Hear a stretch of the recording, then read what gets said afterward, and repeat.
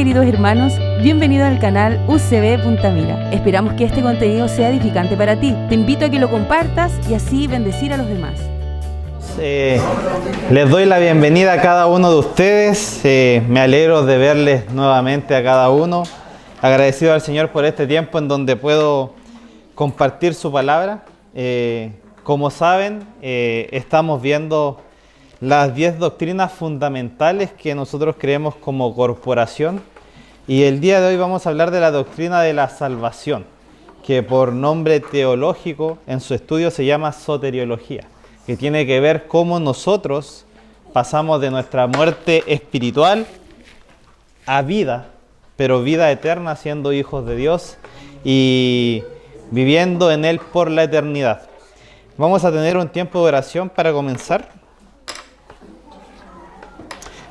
Oremos. Dice: Señor, te alabamos porque tú eres el único Dios verdadero, único Dios soberano, Señor, quien creó los cielos y la tierra.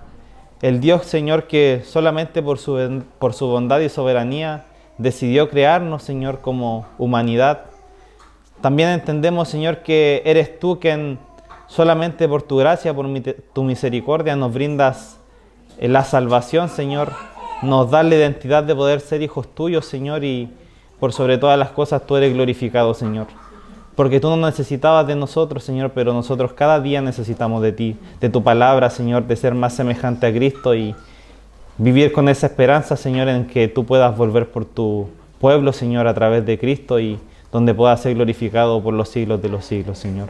Padre, te pido, Señor, que en esta hora no sea yo quien hable, Señor, sino que seas tú por medio del Espíritu Santo que muera en cada uno de mis hermanos para que puedas hablarles, Señor, y que puedan poner en práctica, Señor, y comprender una doctrina tan importante como la salvación, Señor, que es el corazón del Evangelio, Señor, y es lo que nosotros profesamos y decimos creer y vivir, Señor. Dirígenos por los méritos de Cristo. Amén. Como pueden ver ahí, les traje una diapositiva para seguir acompañando todo lo que vamos a hablar el día de hoy. Vamos a estar orando para que nos llegue una televisión más grande y puedan ver todos los de atrás. Pero se alcanza a ver, ¿no es cierto? Sí. Ya, me parece. Bien, como les mencioné, es la doctrina de la salvación. Y nosotros tenemos para los que para los que no saben, tenemos la declaración doctrinal donde tenemos 10 doctrinas base que enseñan lo que nosotros creemos como corporación. Y la doctrina de la salvación dice lo siguiente: creemos y enseñamos que todo ser humano sin Cristo está bajo la ira eterna de Dios y necesita ser salvado. La salvación es obra de Dios completamente por gracia, por amor y para su gloria, con base en la vida perfecta del Señor Jesucristo, el derramamiento de su sangre y su resurrección corporal. Él provee salvación completa para todos los que creen en Él. La muerte de Cristo en la cruz fue un sacrificio sustitutorio y expiatorio. Por lo tanto, cada cristiano nace espiritualmente por voluntad divina, se arrepiente de sus pecados y confía en Jesucristo como su único y suficiente Salvador y Señor por medio de la fe solamente, sin necesidad de obras humanas. Este es declarado justo ante Dios en virtud de la justicia y la obra salvadora de Cristo. Todos los redimidos son guardados eternamente por el poder de Dios y nada ni nadie los podrá arrebatar de su mano. Esta declaración la vamos a ver el día de hoy parte por parte, pero para introducirlo en esta doctrina me gustaría llevarlo a un ejemplo práctico. No estamos alejados de la realidad que vivimos como ciudad del día de hoy.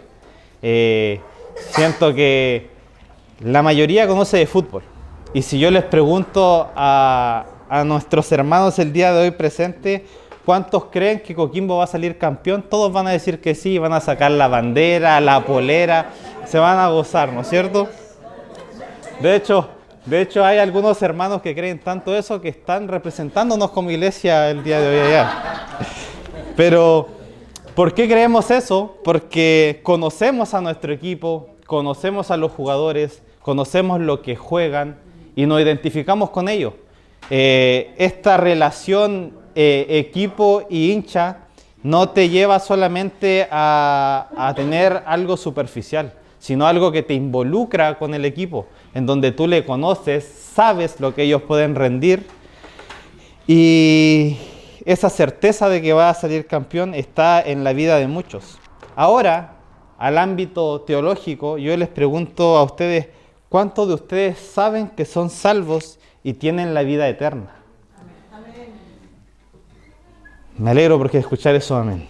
Pero nosotros conocemos a Jesús, sabemos lo que hizo por nosotros, el sacrificio que Él hizo por nosotros. Y amén por eso. Pero hay otra cosa que lleva más, un trasfondo más profundo.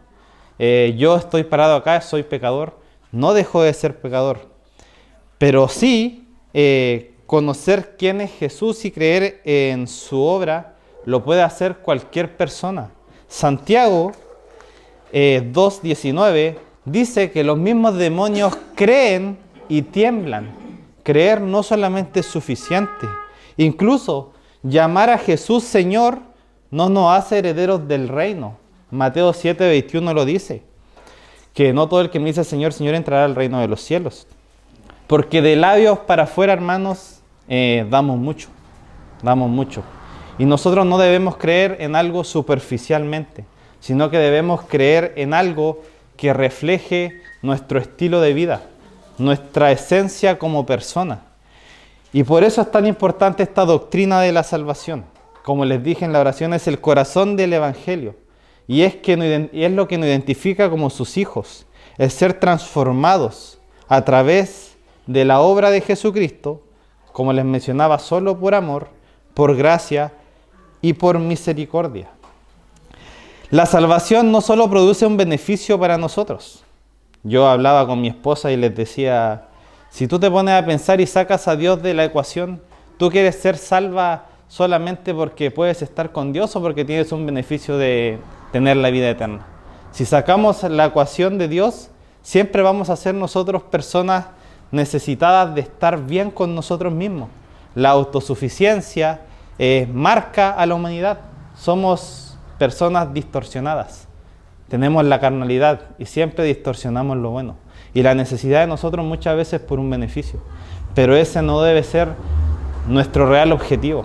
No podemos estar mirando con los ojos de la carne, sino con los ojos del Espíritu. Y eso es lo que produce la salvación. La salvación debe reflejar nuestra distinción como hijos de Dios.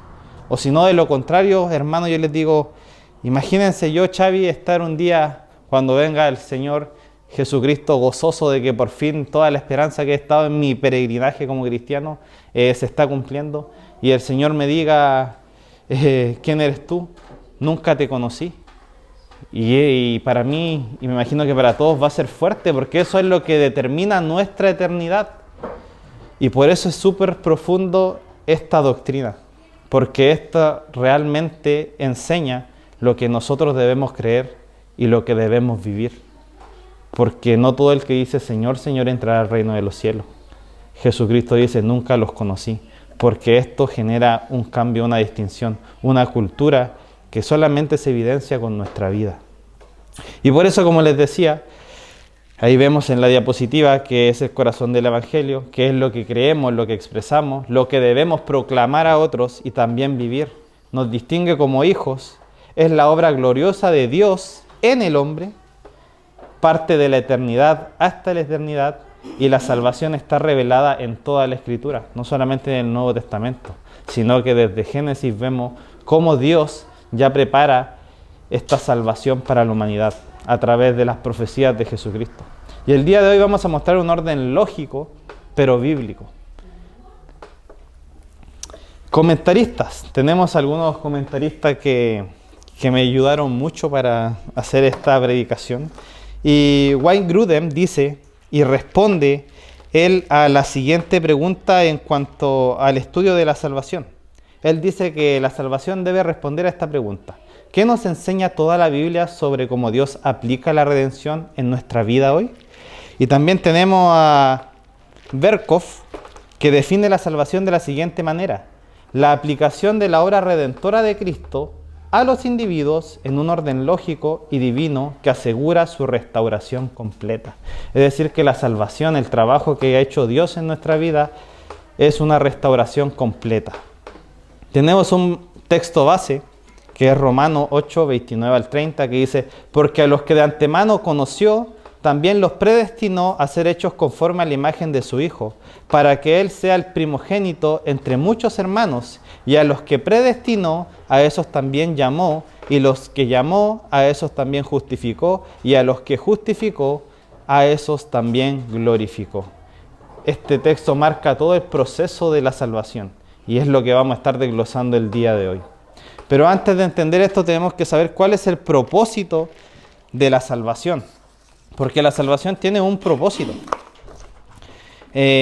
Pablo le escribe a la iglesia de Éfeso y él les dice en su primer capítulo que Dios Padre nos bendijo con toda bendición espiritual, que nos escogió de antes de la fundación del mundo para ser santos, es decir, apartados de algo. Predestinado para ser adoptados como sus hijos, es decir, que antes de nosotros ser hechos hijos de Dios, no éramos su hijo. Por lo tanto, había una condición previa en nuestra relación con Dios. Gracias. Y el propósito de esta salvación, él termina concluyendo en el versículo 6, para alabanza de la gloria de su gracia. Entonces, los que tenemos que ponernos nosotros en nuestra visión, que esto no es por nosotros, es solamente para gloria de Dios. ¿Por qué necesitamos la salvación? Esta es una pregunta que debemos hacernos antes de poder entender esta doctrina. ¿Por qué necesitamos la salvación? ¿A qué nos estamos enfrentando al no ser salvos? Y antes de entender esto, debemos saber de qué somos salvados. Romanos 6:23 es un pasaje muy conocido por nosotros, que dice: porque la paga del pecado es muerte, pero la dádiva de Dios es vida eterna en Cristo Jesús, Señor nuestro. Entonces, el pecado, su significado es errar al blanco. ¿A qué estamos errando? A todos los principios que nos dice Dios, a todo lo que Él entiende y que realmente es bueno para nosotros. Es errar al blanco.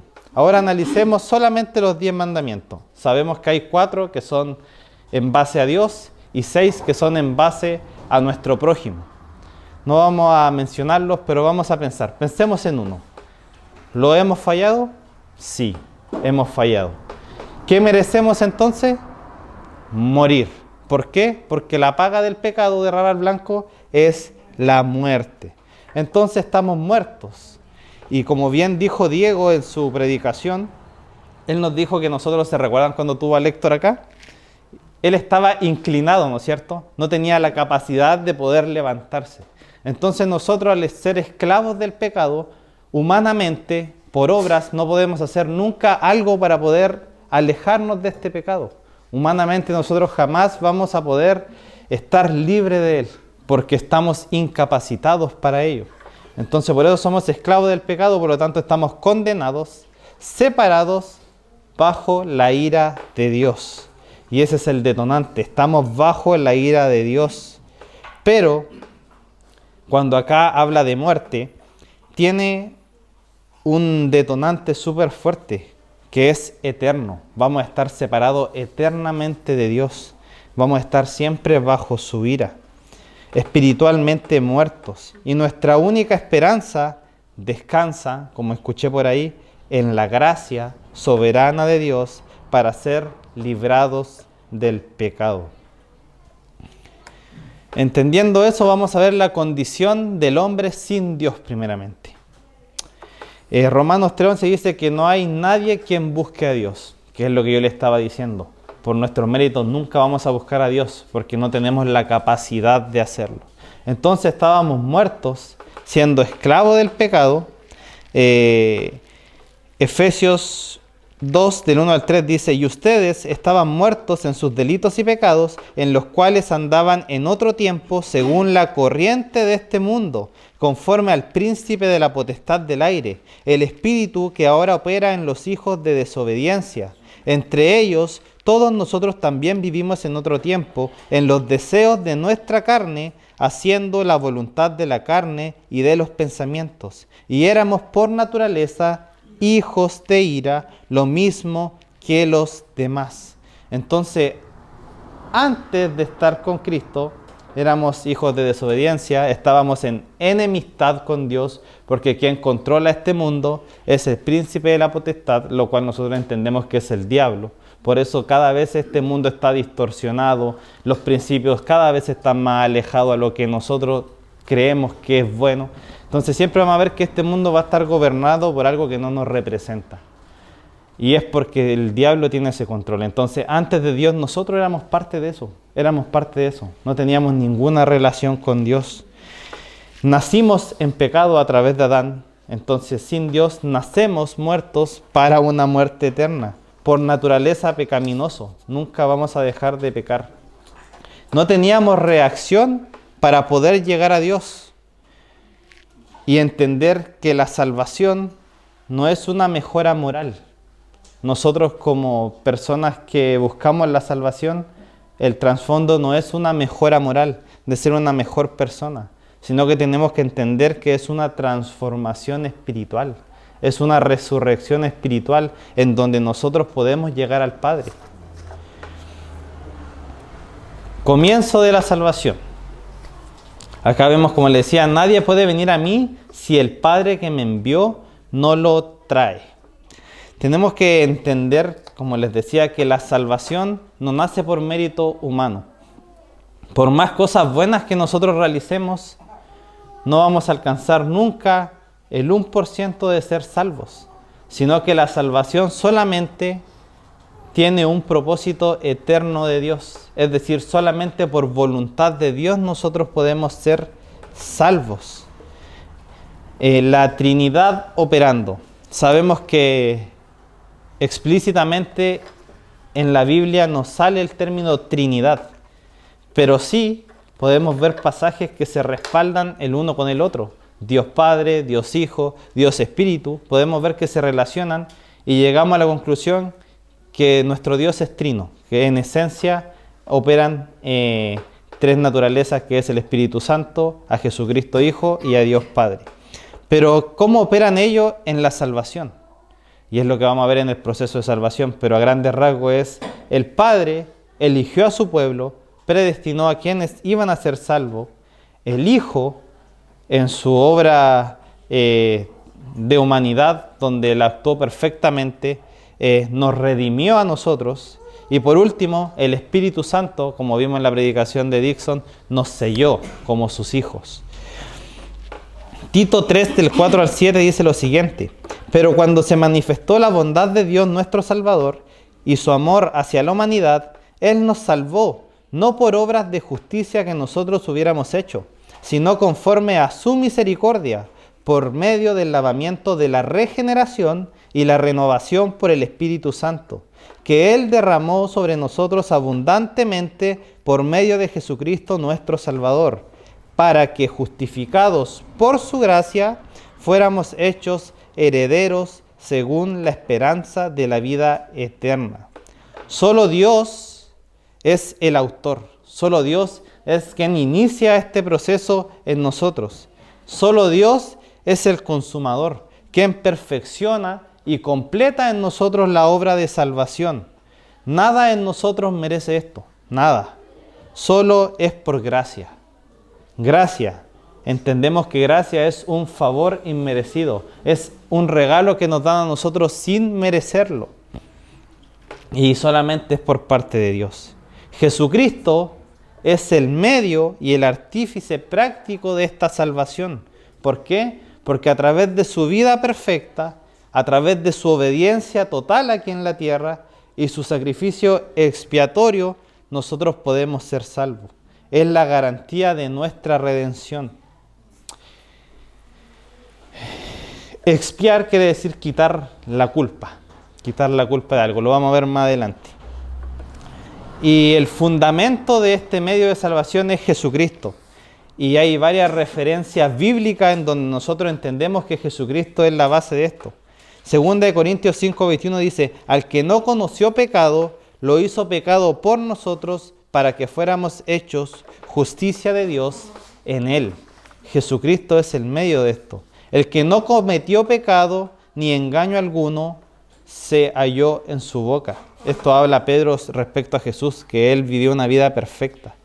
Y Grudem comenta lo siguiente: Dios no nos salva porque vea algo bueno en nosotros. Él nos salva para mostrar la riqueza de su gracia, de su bondad. Solamente por voluntad de Dios nosotros somos salvos. No porque Él nos necesite o porque nosotros podamos hacer algo para ello. Ahora hay dos términos que debemos entender, que es la sustitución y la culpa. Voy a leerles. Dice, como vimos, la paga del pecado es muerte, pero Dios canceló esa deuda, ¿con quién? Con la persona de Jesucristo. Ese es el gráfico no amplio, sino que micro que podemos ver respecto a la salvación. Pero tenemos que entender estos dos términos que son sustitución y culpa. Como les dije, la salvación no fue posible sin Cristo. Jesús no vino acá solamente como un ejemplo moral para que nosotros le sigamos a Él en nuestro actuar. Si bien Juan dice el que permanece en Él debe andar como Él anduvo, sí, Él es nuestro ejemplo, pero su propósito no era acá dejarnos una guía de moralidad, sino que su real propósito vino a ser sustitutos por cada uno de nosotros pecadores que hemos creído en Él. Pablo declara que Cristo murió por nuestros pecados conforme a la Escritura, que fue sepultado y que resucitó al tercer día conforme a las Escrituras. Cristo al morir por nosotros nos sustituyó. En palabras simples es que Él tomó nuestro lugar como deudores, pagando el precio del pecado, pero no solo eso, sino que Él también nos quitó la culpa. Universalmente nosotros como humanidad sabemos que hemos pecado. Por lo tanto, universalmente entendemos que estamos bajo la ira de Dios y que tenemos condenación. El mundo entero, que lo gobierna Satanás, está bajo ese juicio y somos responsables de ello. Y esto no es algo que sea superficial, sino que entendiéndolo judicial y moralmente, nosotros somos responsables de ello. Entendemos que cuando hay personas que infringen una ley, ellos son judicial y moralmente culpables y tienen sentencia por esas cosas. Nosotros en la salvación nos pasa lo mismo. Judicial y moralmente somos responsables por ser pecadores. Y la paga de eso es la muerte. Pero Jesucristo tomó nuestro lugar y nos justificó. Por eso hablamos del término sustitución. Este concepto es el punto de inflexión en donde Dios, hay que entender eso, que Dios no ignora nuestra culpa. Dios no ignora nuestra culpa, no es que Jesucristo murió por nosotros y nosotros somos declarados sin pecado, no, porque seguimos pecando. Él no ignora nuestra culpa, sino que hace en términos, para clarificar esta situación, Él transfiere nuestra culpa a Jesucristo. Él transfiere nuestra culpa a la persona de Jesús. Y por eso a nosotros nos quita la culpa. No porque hayamos hecho algo, solamente porque Jesús cumplió a cabalidad y en perfección lo que Él estimaba para la humanidad. Por eso en Cristo nuestra culpa es transferida a Él.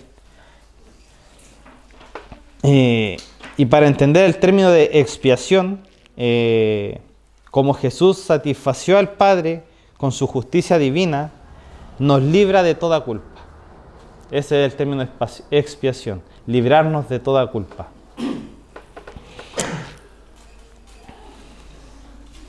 Ahora, entendiendo estos términos, vemos la condición con Cristo. Como bien le he dicho, Cristo cargó el castigo que nosotros merecíamos, satisfaciendo completamente la justicia de Dios. Esto significa que el creyente ya no enfrenta la ira divina, porque Jesús soportó eso en nuestro lugar, en mi lugar, en tu lugar. Cristo soportó toda la ira de Dios, que no lo merecía. nosotros sí, pero Él cargó con esa ira que nos tocaba a nosotros. Por eso decimos que somos justificados en Cristo. Grudem nuevamente explica que el sacrificio de Cristo satisface la justicia de Dios para que Él pueda ser justo. Y no solamente eso, porque al mismo tiempo Él es el ser que justifica al pecador. La validez de la salvación está fundamentada en el último punto, como pueden ver ahí, en la resurrección de Cristo. Estuvimos estudiando hace un tiempo el libro de Corintios, ¿verdad? Y ellos tenían un problema donde decían que la resurrección no era posible. Pero si la resurrección no era posible, entonces nosotros lo que hemos creído es falso, no es real. Por eso es tan importante la resurrección, porque es la validez a lo que nosotros hemos creído, a lo que nosotros esperamos, y es la esperanza que día a día nos hace ser su hijo. Esa es la validez que tenemos en cuanto a la salvación, la resurrección en Cristo Jesús. Cristo murió para redimirnos y resucitó para aplicarnos esa redención por medio del Espíritu Santo que mora en cada uno de los que hemos sido hijos de Él y hemos sido sellados con Él. Y ahora, entendiendo estos conceptos, vamos a ver el proceso de la salvación. Hay unos términos que nosotros debemos entender. Evidentemente, como se han justificado varios hermanos que ya le ha tocado predicar estas doctrinas, es súper difícil verlo en 45 minutos aproximadamente. Por eso traté de sacar lo más importante en cuanto a estos términos. Porque el proceso de la salvación, vamos a ver algunos conceptos donde es la condición de la persona que va trabajando por medio de Dios para poder ser salvos. Como entendemos que es solamente por una obra divina. Vamos a tener el siguiente concepto, que es el llamado, la regeneración, la conversión, la justificación, la adopción, la santificación y por último la glorificación. Vamos a ir viendo paso a paso cada uno de ellos. El llamado. Si yo les pregunto a cada uno de ustedes ¿cómo llegaron al Señor? Claramente me van a decir muchas historias de cómo cada uno de ustedes llegó al Señor. Pero el común denominador siempre va a ser el mensaje del Evangelio, porque escuchamos la palabra de Dios, porque alguien nos conversó de Dios, porque en la necesidad me dijeron que fuera a Dios, y al llegar a Dios encontramos su palabra, su mensaje, el Evangelio. Primera de Pedro 2:9 dice: pero ustedes son linaje escogido, real sacerdocio, nación santa, pueblo adquirido para posesión de Dios, a fin de que anuncien las virtudes de aquel que los llamó de las tinieblas a su luz admirable. Dios nos llamó por su palabra desde las tinieblas, desde el mundo que estábamos, donde estábamos inclinados al pecado, donde éramos esclavos del pecado, y nos llamó no como una invitación a un cumpleaños, a una fiesta, a una tocata. Nos llamó con un acto poderoso del Espíritu Santo en respuesta de la fe en nosotros. El paso de la gracia irresistible, como les puse ahí, una gracia irresistible para nosotros de Dios, en que nosotros como pecadores respondemos libremente a ese llamado, porque ya hemos sido transformados internamente. Como yo les decía, no hay ninguna persona que pueda aceptar la invitación de Dios si no hay algo que ya se haya producido en nosotros por voluntad de Dios, porque nosotros estamos inhabilitados, incapacitados para poder llegar a Dios, y solamente Dios puede poner algo en nosotros para que nosotros podamos responder a ese llamado de ser hijos de Dios. Después de este llamado, donde nosotros respondemos y donde yo les dije que Dios trabajaba de manera internamente en nosotros transformándonos, ese concepto le llamamos nosotros regeneración. Regeneración. Acá hay hartos términos donde podemos ver que es nueva criatura, nuevo nacimiento. Estábamos incapacitados antes de esto, pero Dios opera a través del Espíritu Santo y nos transforma de manera sobrenatural. Un pasaje conocido es 2 Corintios 5:17, donde dice: de modo que si alguno está en Cristo, nueva criatura es, las cosas viejas pasaron, he aquí todas son hechas nuevas. También Jesucristo, cuando le habla a Nicodemo en Juan, dice que el que no nace de nuevo no puede ver el reino de Dios. El que no nace de agua y de espíritu no puede entrar en el reino de Dios. Entonces, cuando hablamos de este nuevo nacimiento espiritual, que nosotros no lo podemos hacer porque estamos incapacitados para hacerlo, Dios actúa en su gracia y nos regenera a través del Espíritu Santo, dándonos una nueva vida como pecador, renunciando, abandonando el pecado, y así nosotros podemos tener la capacidad de responder al llamado de Dios. Es necesario entender que esta regeneración es el acto hecho por Dios en nosotros. Eso tiene que quedar muy claro. Es lo que Dios hace en nosotros. De momento nosotros no hemos hecho nada, solamente Dios en su bondad. Es el acto que Dios hace en el pecador, pero nuevamente es el detonante y la importancia. Este cambio no es un cambio superficial de vista o de comportamiento, sino que es una transformación sobrenatural que cambia nuestro corazón endurecido y nos hace oír la sensible voz de Dios, en donde este acto divino nos capacita para nosotros poder cambiar, girar completamente a donde estábamos mirando, a donde estábamos cerrando, a donde estábamos esclavizados. Y ahí es donde nosotros, donde no por mérito humano, sino solamente por Dios, podemos entrar en su camino a lo que nosotros llamamos conversión. La conversión, que es el tercer paso. Y esta conversión tiene dos aspectos que son fundamentales y que día a día nosotros hablamos de ellos, que es la fe y el arrepentimiento. Después que Dios actúa en nosotros a través de la regeneración, nosotros tenemos la capacidad de responder en fe y en arrepentimiento. ¿Por qué digo esto? Porque ahora que nosotros estamos capacitados y que Dios ha obrado en nosotros, recién nosotros ahí podemos darnos cuenta de que estamos errando. Ahí nosotros podemos darnos cuenta de nuestra condición. Ahí nosotros recién podemos darnos cuenta que necesitamos ser salvados. Ahí es recién donde nosotros respondemos al llamado de Dios en nuestra libertad, pero entendiendo que en la soberanía de Dios Él nos había predestinado porque sabía que nuestra respuesta iba a ser positiva a su llamado.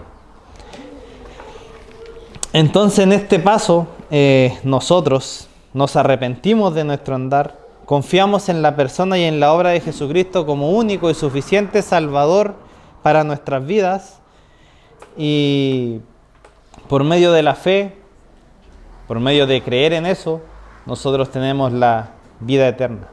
Pero ojo, que Pablo a Gálatas le dice: sin embargo, sabiendo que el hombre no es justificado por las obras de la ley, sino mediante la fe en Cristo Jesús, también nosotros hemos creído en Cristo Jesús para que seamos justificados por la fe en Cristo y no por las obras de la ley.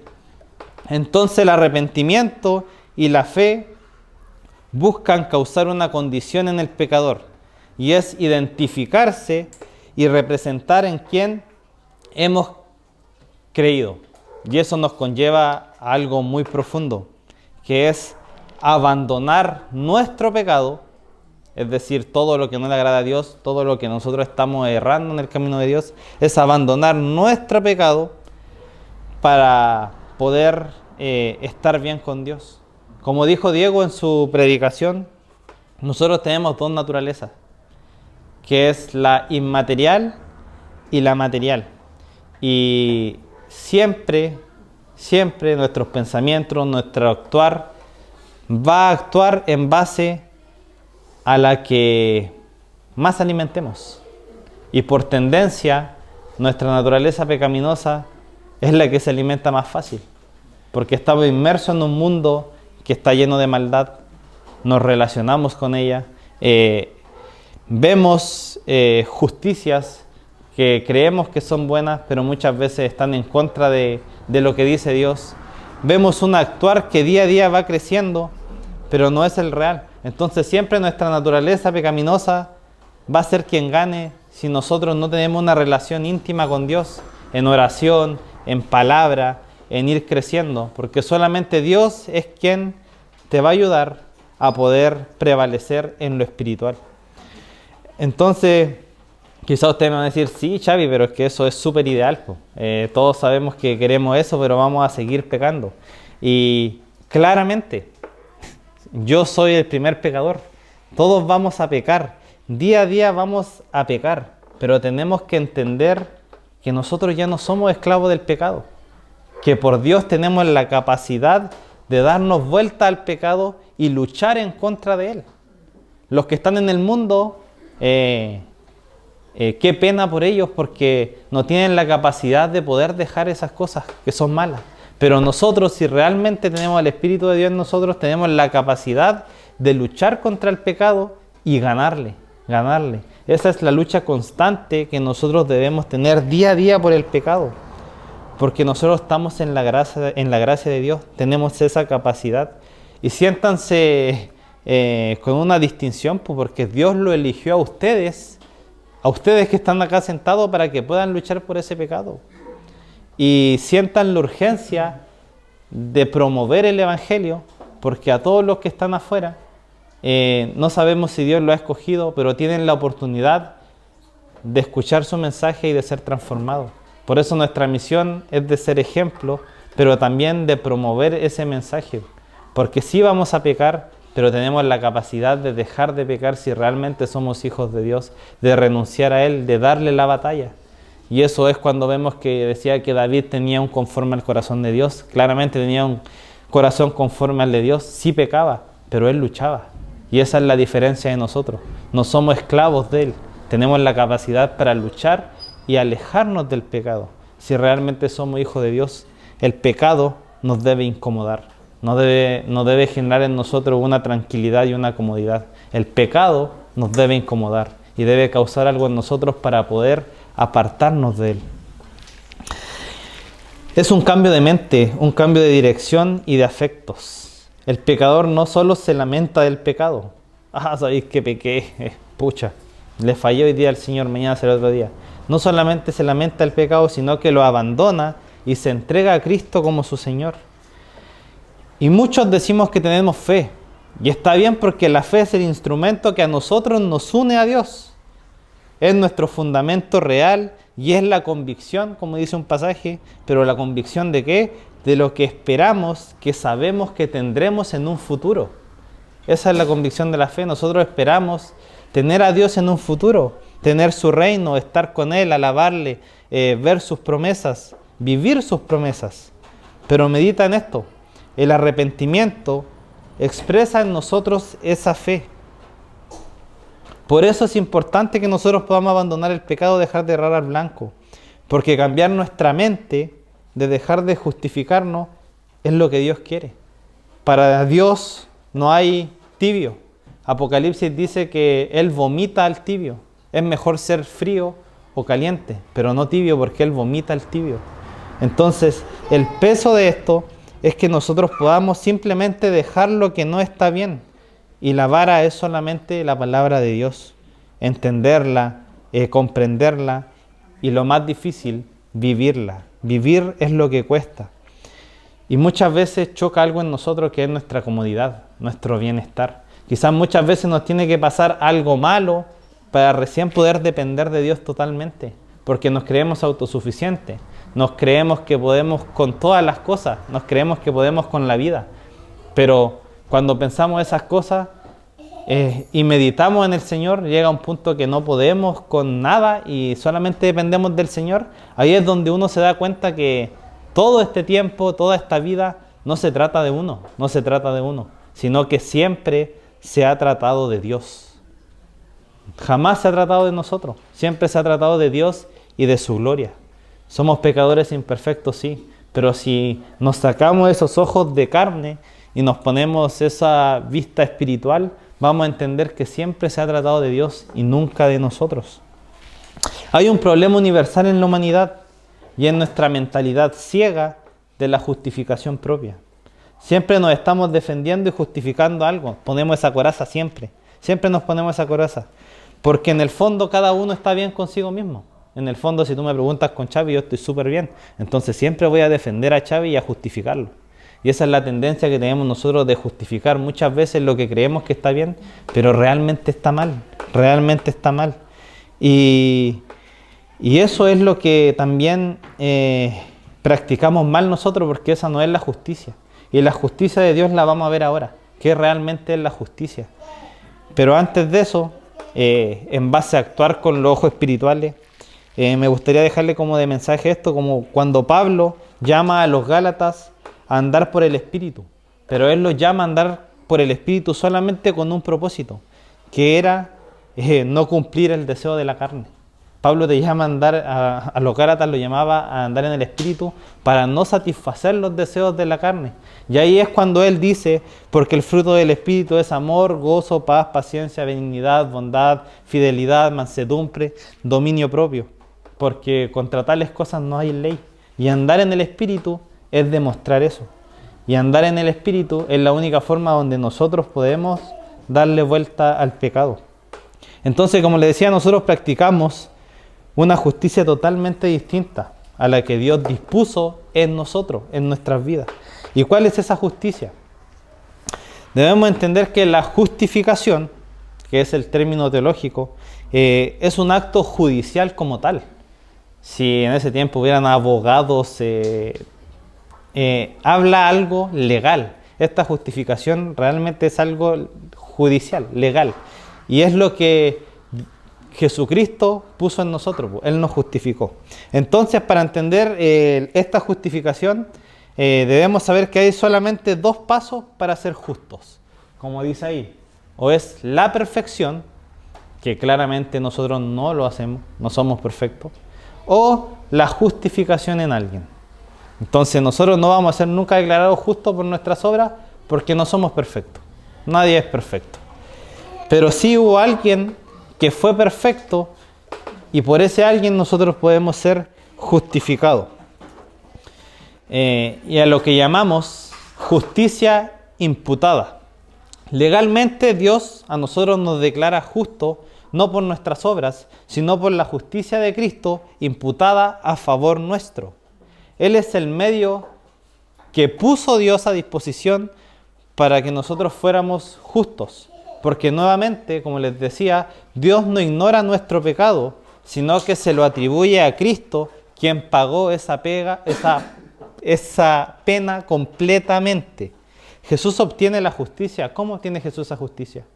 Jesús la obtiene como nosotros no la pudimos obtener, como Dios le dio muchas oportunidades a su pueblo, porque no somos perfectos. Jesús en su humanidad cumplió esa justicia en una obediencia perfecta, en una vida perfecta, en donde una persona que era humano no cometió pecado. Todos los pecados que nosotros lo hemos cometido, Él no lo hizo. Todas las tentaciones que nosotros hemos tenido y hemos caído, también fue tentado, pero Él no pecó. Entonces vivió una vida perfecta.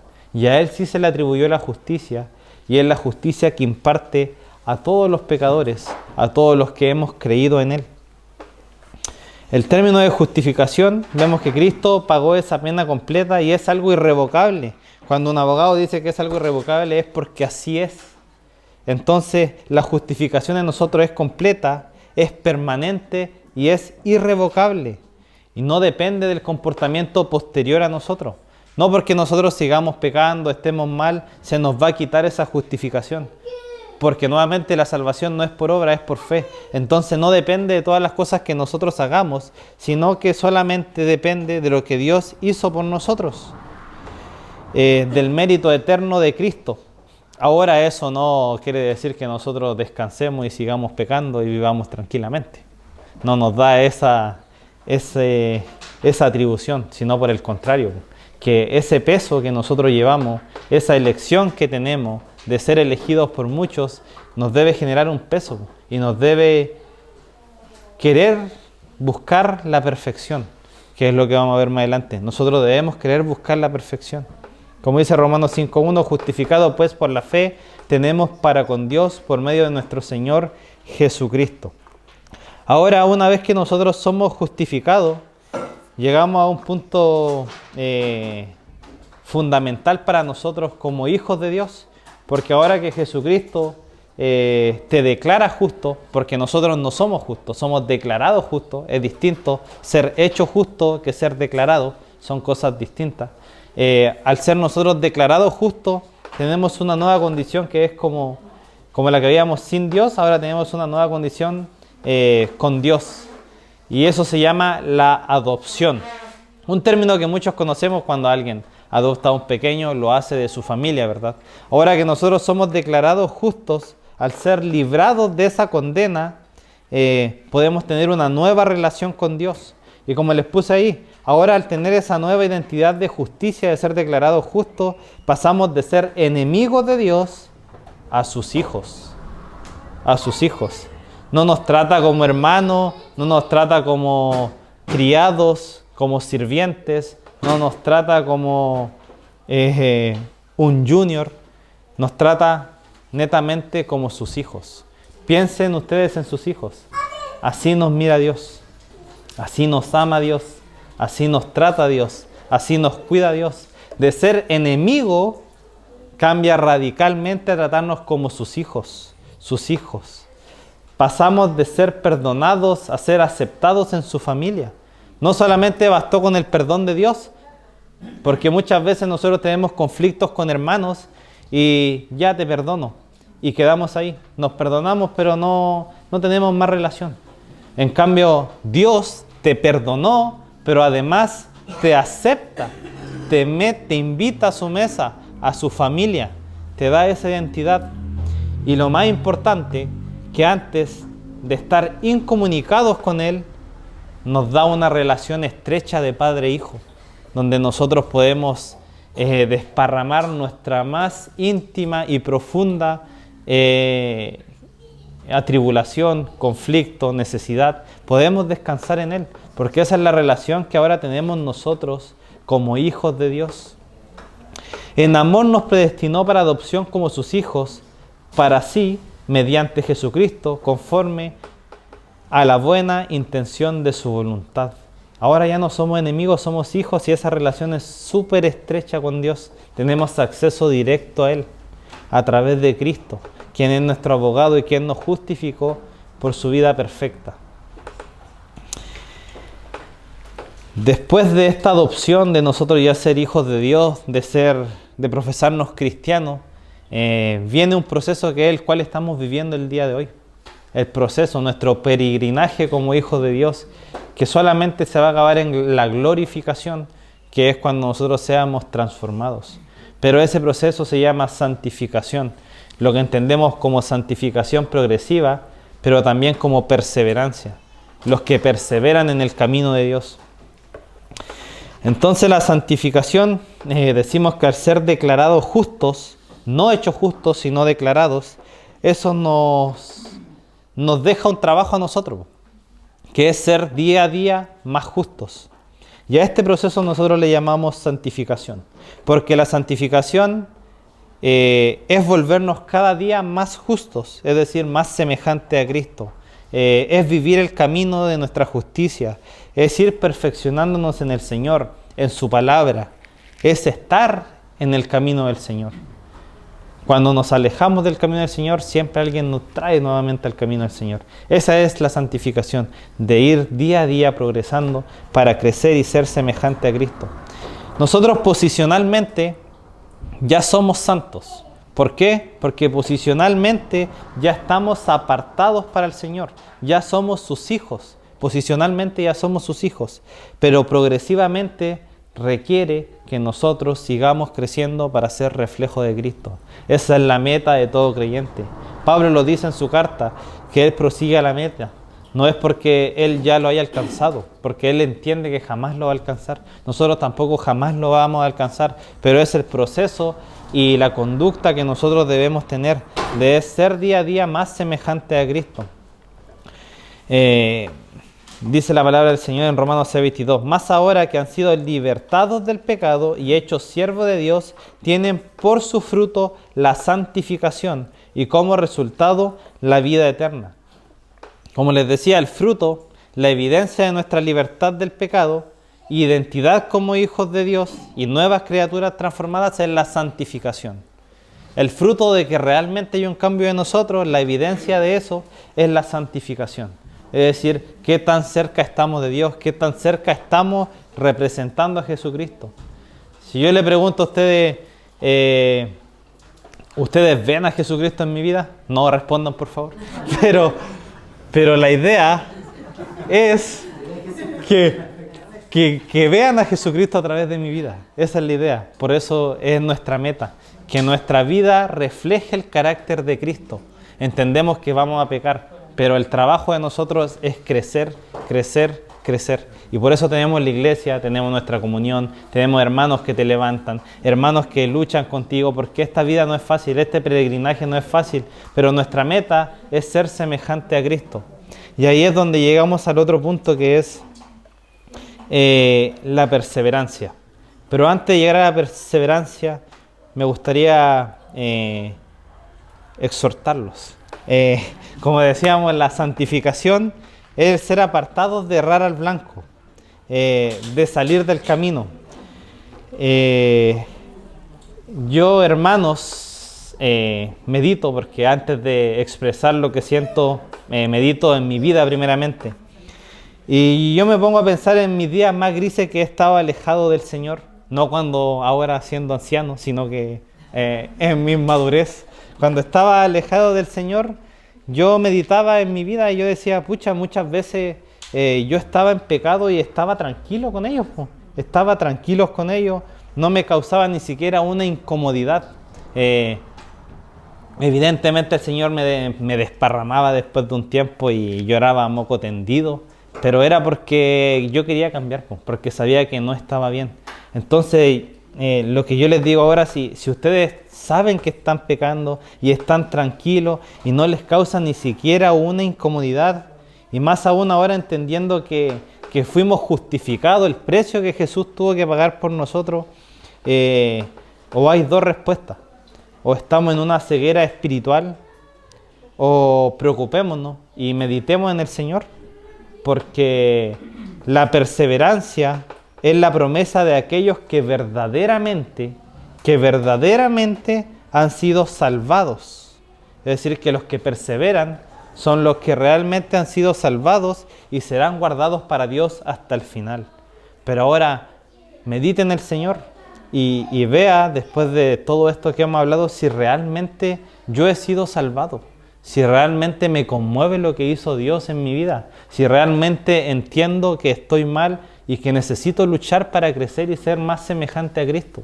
La única forma de que una iglesia crezca, de que una iglesia sea sana, es con la honestidad de los hermanos. Nosotros somos una familia y si nosotros realmente queremos crecer en el Señor, nos tenemos al uno con el otro, pero necesitamos ser honestos para ayudarnos los unos con los otros en nuestras luchas, en nuestros problemas, en nuestro crecimiento, en nuestras aflicciones. Si realmente somos hijos de Dios, esa incomodidad te tiene que llevar a romper esa barrera y a desahogarte. Obviamente primeramente con el Señor, pero también con los hermanos que son de edificación y sus dones son para eso, para edificarnos y para crecer. Y después de esto llegamos al punto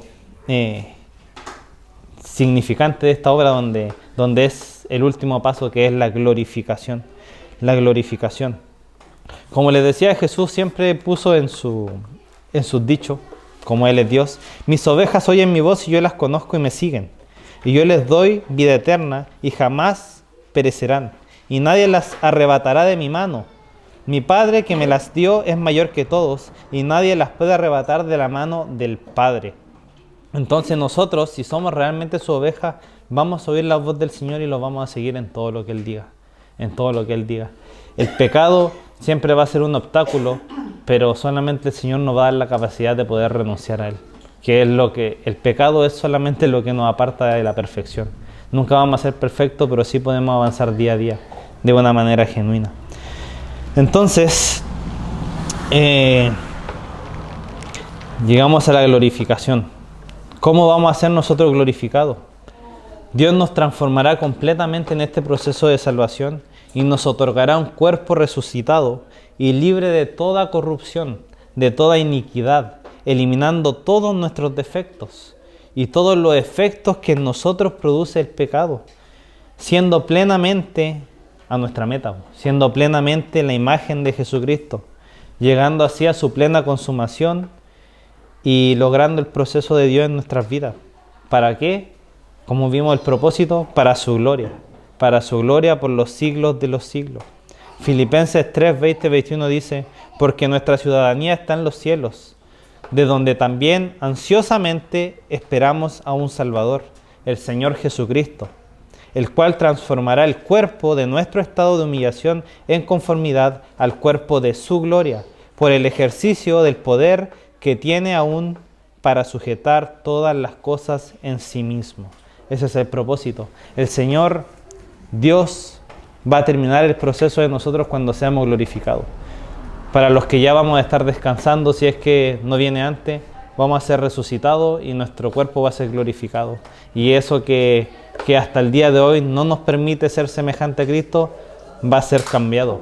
Lo incorruptible se va a ir y lo corruptible va a llegar y vamos a ser glorificados. Y vamos a estar con el Señor por la eternidad para su gloria. Concluyendo, podemos ver que la salvación no es una obra compartida entre Dios y el hombre, sino que Dios aplica su salvación al hombre para su gloria, en donde tenemos acá las 5 solas, que son llamadas así por la Reforma, en donde a través de esto podemos ver que solo la Escritura revela el plan de Dios, en donde solo por gracia nosotros somos regenerados, que solo por fe nosotros somos justificados, que solo Cristo salva y solo a Dios sea la gloria por esto. Oramos. Padre, Señor, te bendecimos, Señor, por quien eres tú. Te alabamos, Señor, porque en tu infinita bondad, Señor, nos permite, Señor, tener esa relación contigo a través de Cristo. En tu soberanía, Señor, tú nos permites, Padre, poder vivir esa esperanza de eternidad, el poder estar ahí, Señor, en tu reino, glorificándote, Señor, por los siglos de los siglos. Gracias porque tú nos ayudas a entender, Señor, que esto nunca se ha tratado de nosotros. Siempre se ha tratado de ti, de tu gloria, Señor. Porque tú no necesitas nada, Señor, para satisfacerte. Tú no necesitas nada, Señor, para seguir siendo Dios.